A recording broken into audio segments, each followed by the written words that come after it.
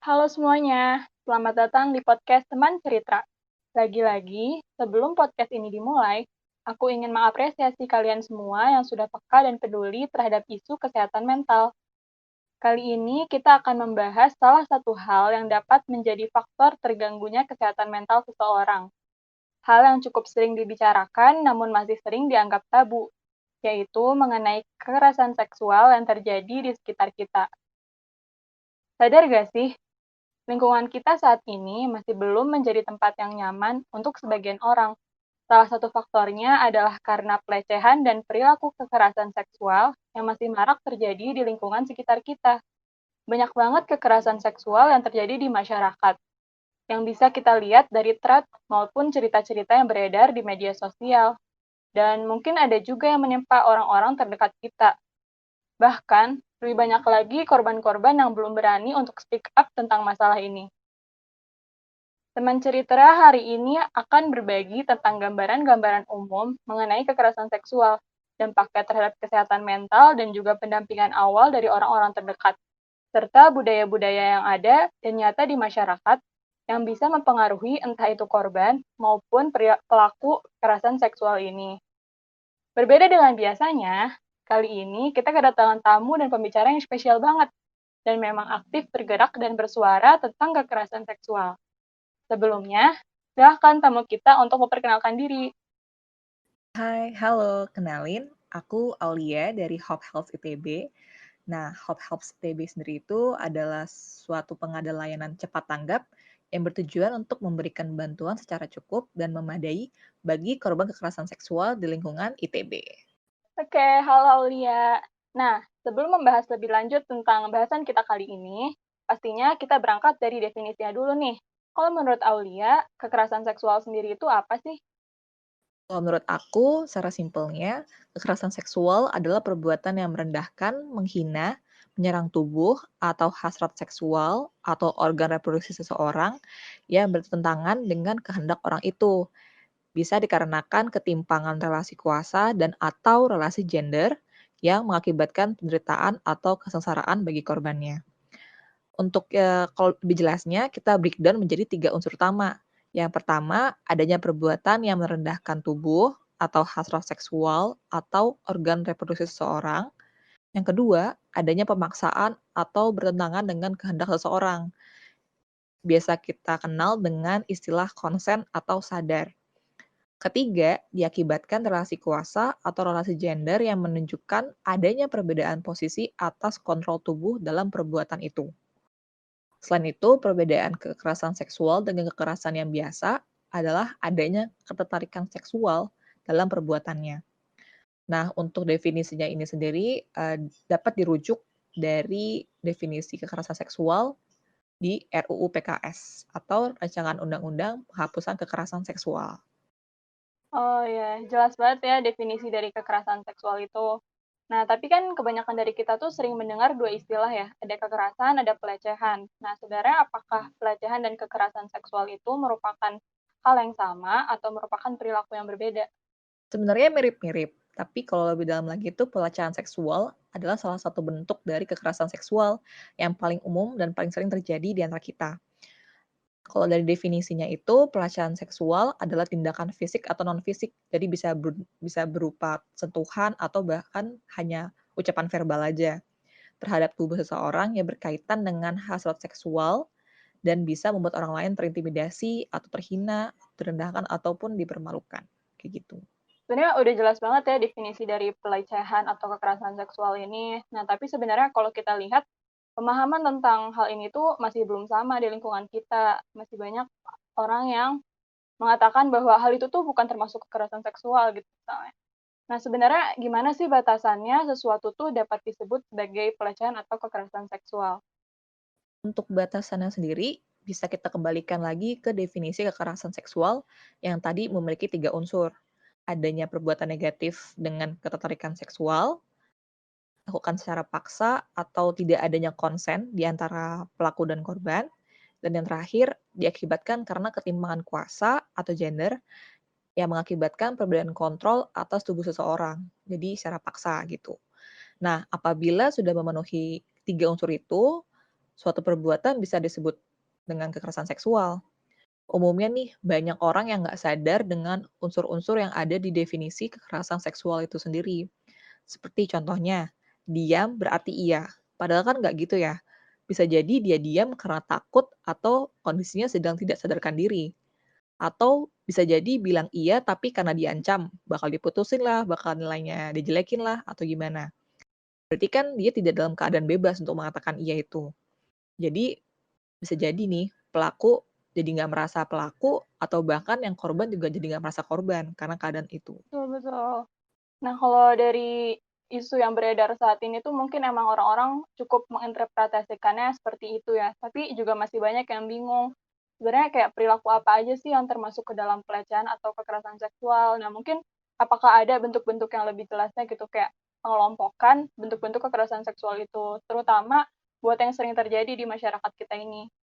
Sebenarnya kalau dirujuk dari definisi RUU PKS itu ada 9 bentuk nih yang udah diakui negara. Mungkin kita bisa merujuk ke arah sana aja kali ya. Boleh, boleh. Yang pertama tadi yang udah kita bahas ada pelecehan seksual. Jadi pelecehan tuh ada rasa dilecehkan kan. Jadinya orangnya yang merasa tuh merasa terhina atau terintimidasi. Nah, itu bisa verbal atau non verbal. Yang kedua ada eksploitasi seksual atau pemaksaan seksual untuk keuntungan diri sendiri atau orang lain. Yang ketiga ada pemaksaan kontrasepsi atau pemaksaan KB untuk perempuan. Nah, biasanya nih umum banget kalau di Indonesia ini lebih sering ceweknya atau perempuan yang dipaksa untuk pakai KB. Sebenarnya cowok bisa aja kan pakai kondom juga, kayak gitu kan. Terus ada juga yang keempat, ada pemaksaan aborsi, ada juga pemerkosaan, pemaksaan perkawinan. Ini umum banget terjadi kalau misalnya korbannya udah hamil terus dipaksa kawin dengan pelakunya. Mhm. Ada juga pemaksaan pelacuran atau perbudakan seksual dan penyiksaan seksual. Oh, ternyata memang dari negara sendiri bahkan udah ada bentuk-bentuk yang diatur gitu ya sebenarnya. Jadi kita bisa ngerujuk ke sana, kayak gitu. Nah, mungkin sekarang kita bicara dari sisi lingkungan di sekitar kita dulu nih. Kalau menurut pengamatan Aulia dan tim Hope Help, sebenarnya gimana sih kondisi awareness terhadap masalah kekerasan seksual ini di lingkungan sekitar kita, terutama di kampus kita ini? Kalau menurut kami sebenarnya lingkungan kampus itu masih belum aware dengan masalah ini. Dilihat dengan jarangnya pencerdasan tentang kekerasan seksual secara komunal. Kalaupun ada yang tahu tentang kekerasan seksual, biasanya dia itu mencerdaskan dirinya sendiri, atau pernah kejadian, pernah ngalamin, atau ikut komunitas yang emang peduli dengan masalah ini. Apalagi penjelasan kekerasan seksual yang komprehensif itu baru dibahas di RUU PKS yang rame-rame dibahas kan, akhir-akhir ini. Hmm. Dan kalau misalnya lihat lebih dalam lagi tuh sebenarnya masalahnya berawal dari mindset kita, bahwa perbuatan-perbuatan yang disinggung dalam definisi kekerasan seksual itu udah menjadi wajar atau biasa di lingkungan kita.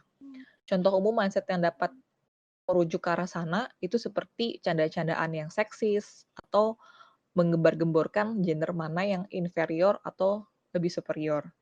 Dan sayangnya candaan itu diaminkan oleh semua orang gitu. Dan ini tuh berkaitan dengan ketimpangan gender itu sendiri. Kalau misalnya cewek kan lebih pandang inferior kan, jadi mereka nggak boleh tuh keluar, eee, malam-malam atau pakai baju yang terbuka dan kalau iya, ya mereka dianggap salah sendiri, ngapain kok berlaku seperti itu, kayak mengundang aja gitu kan, padahal kan sebenarnya nggak begitu. Mhm. Atau juga ada yang, eee, cowok cowok kalau misalnya apa, berkomentar sesuatu yang thirsty gitu, yang berbau seksual gitu ke cewek, nah itu disebut pelecehan kan, atau kayak salah gitu. Tapi kebalikannya kalau misalnya cewek komentar kayak begitu thirsty ke cowok itu kayak biasa aja, karena cowok dianggap kayak lebih superior dan lebih maskulin, lebih macho gitu. Jadi mereka nggak boleh ngerasa baper lah, nggak boleh ngerasa tersinggung atau kayak gimana gitu. Nah, itu tuh contoh-contoh mindset-mindset yang bisa ngebuat kita menjadi, "Oh ya udah nggak apa-apa," gitu. Jadi normal-normal aja hal-hal yang seperti itu. Dan itu juga nunjukin bahwa mindset itu bisa menyerang dua belah pihak gitu, nggak hanya gender yang inferior atau superior aja, bisa jadi cowok, bisa jadi cewek, atau bahkan gender apapun yang ada di dunia ini, kayak gitu. Iya, iya, Kayak setuju gitu banget sih. sih tadi dari contoh-contoh yang terjadinya juga, kayak aku sendiri juga memandang seperti itu gitu ya di lingkungan kita ini. Dan aku juga setuju kalau emang salah satu langkah kecil untuk ningkatin awareness tuh ya pencerdasan terkait isu ini gitu. Nah, tapi sayang banget isu ini tuh kayak sering dianggap tabu gitu atau sensitif untuk dibahas. Nah, jadinya dampaknya tuh orang-orang tuh jadi misinterpretasi terhadap pembahasan pelecehan dan kekerasan seksual. Apalagi sikap kurang peka dan peduli ini kan nyatanya seringkali mengarah ke normalisasi perilaku ini gitu loh. Di lingkunganku sendiri tuh ketika terjadi pelecehan seksual, masih banyak orang yang malah menganggap wajar perilaku tersebut karena dinilai tidak merugikan, maaf ya dalam tanda petik, bekas pada fisik gitu.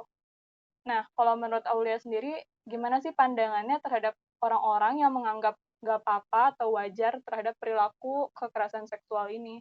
Sebenarnya tuh sangat disayangkan banget ya kalau ada orang yang masih menganggap wajar terhadap perilaku kekerasan seksual ini. Kayak tadi berawal dari mewajarkan sesuatu hal yang tidak diwajarkan, orang akan jadi terbiasa dan mereka jadi nggak sadar kalau mereka tuh melakukan hal-hal yang merugikan kepada orang lain gitu kan.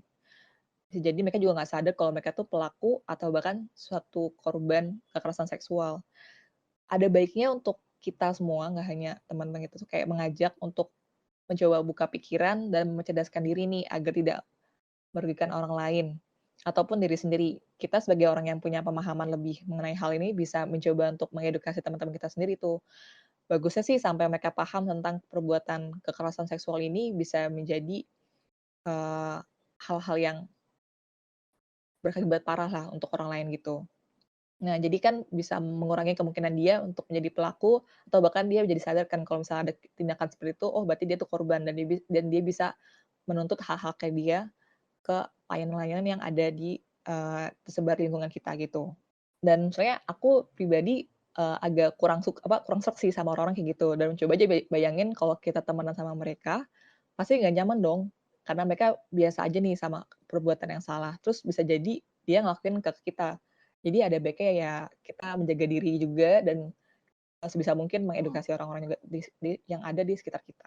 Betul betul, karena langkah terkecil ya di lingkungan, bener-bener lingkungan pertemanan terkecil dulu kan sebelum bahkan ke kampus ini gitu. Bener banget. Ya agak sedih sih sebenarnya melihat fenomena yang seperti itu gitu, karena kan pastinya sikap orang di lingkungan sekitar tuh ya bakal berdampak banyak, terutama pada psikis dari korban ini. Nah, mengenai dampak nih, sebenarnya apa aja sih dampak kekerasan seksual terhadap korban? Oke. Yang paling kelihatan tuh dampak fisik seperti luka memar, cacat, atau bahkan kematian. Selanjutnya ada juga dampak kesehatan reproduksi seperti kehamilan yang tak direncanakan, atau luka di organ reproduksi, aborsi paksa, atau bahkan penyakit menular seksual seperti HIV/AIDS. Selain yang kelihatan, ada juga yang nggak kelihatan nih, seperti dampak psikologis yang pastinya sangat berpengaruh pada korban. Saat pertama kali korban menjadi korban atau merasa dia jadi korban, dia pasti merasa bersalah banget dan cenderung menyalahkan diri sendiri. Jadi semua fungsi psikologis di otaknya tuh menurun, seperti kognitif, terus dia merasa kurang motivasi, jadi tidak stabil emosinya, kurang konsentrasi, cemas, ketakutan, dan lain-lain. Dan hal ini tuh merujuk pada dampak perilaku dan sosial korban itu sendiri. Jadinya korban cenderung untuk mengurung diri, berkegiatan di luar secara berlebihan, seperti contohnya ada yang suka minum-minum atau misalnya ngerokok, kayak gitu-gitu. Atau bahkan karena dia perilakunya sudah aneh, terus akhirnya dia disalahkan oleh orang sekitar gitu, Hmm. misalnya kayak, "Kenapa pulang malam?" Gitu-gitu. Ada juga revictimisasi nih atau korban berulang. Jadi ketika korban sudah dinyatakan sebagai korban, orang-orang yang dengan mindset yang kurang benar atau bukan salah ya, kayak kurang benar, merasa kayak hal itu wajar terjadi karena korbannya yang me ya apa ya, korbannya yang meminta digituin gitu. Nah itu kan rasanya kayak dia udah jatuh, terus tertimpa tangga pula gitu kan, jadi serba salah gitu. Nah, ada baiknya sih hal-hal itu tuh kita kurangi dan kita sebagai teman-teman atau orang yang lebih lebih apa ya, lebih aware itu kita bantu dia dengan memberikan support-support yang Ya, cukup untuk mereka, kayak gitu. dari tadi membahas dampak tuh bener-bener sebenarnya banyak banget ya dampak bagi korban kekerasan seksual gitu. Nah, eee, kalau misalnya nih ternyata peristiwa ini tuh kan sebenarnya bisa terjadi sama siapapun kan, dan ternyata kebetulan teman terdekat kita yang menjadi korban dari kekerasan seksual ini. Nah, sebenarnya banyak orang nih yang bingung, apa sih yang harus kita lakukan untuk mendampingi teman kita gitu, yang ternyata merupakan korban pelecehan atau kekerasan seksual. Untuk pendampingan sendiri aku punya trik gitu, punya satu prinsip yang bisa diikutin oleh semua orang ketika mendampingi korban kekerasan seksual sesuai dengan kebutuhan korban itu sendiri. Nah, prinsipnya itu 3L atau look, listen, and link. Jadi lihat, dengarkan, dan hubungkan. Kalau dilihat dari kebutuhan korban yang pertama, yaitu korban tuh butuh rasa aman. Jadi look atau lihat keadaan korban dan sekitar apakah sudah aman atau belum. Nah, ini kita posisikan diri dengan baik, ketika melihat korban. Kalau misalnya korban sesegukan, jangan dibilang, sabar ya." Loh, orang dia belum cerita kok udah sabar-sabar aja gitu kan. Jadi biarkan aja dulu dia menangis sampai selesai, sampai tenang, baru tanyain kayak, gimana rasanya, kayak udah aman untuk cerita apa apa belum, atau dia mau nunggu nanti apa kapan gitu. Tunjukkan, kalau misalnya kita tuh support dia dan kita tuh sedia untuk ngebantu dia gitu dan tulus gitu. Terus yang kedua, kebutuhan korban yaitu mengekspresikan dirinya. Nah, ini bagian listen atau dengarkan dengan baik apa yang ingin dia ceritakan. Jadi di bagian ini tuh kita pastiin bahwa kita tuh memberikan rasa kepercayaan kepada korban Hmm, dan nggak judgemental gitu. Jadi biarkan dia mengalir aja ceritanya dan jangan diselak, dan kesannya jangan berasumsi juga kayak misalnya kayak, "Oh tadi kamu gini-gini ya?" Kalau kalau misalnya emang ada yang kurang jelas ditanyain tapi di akhir aja. Dan biasanya tuh korban, karena traumatis kan bagi dia tuh suka banget ceritanya tuh loncat-loncat. Jadi kadang-kadang dari belakang, kadang-kadang ke hmm, depan. Nah itu biarin aja, kayak biarkan dia mengalir dulu. Yang penting tuh dia bisa mengeluarkan ekspresinya dia.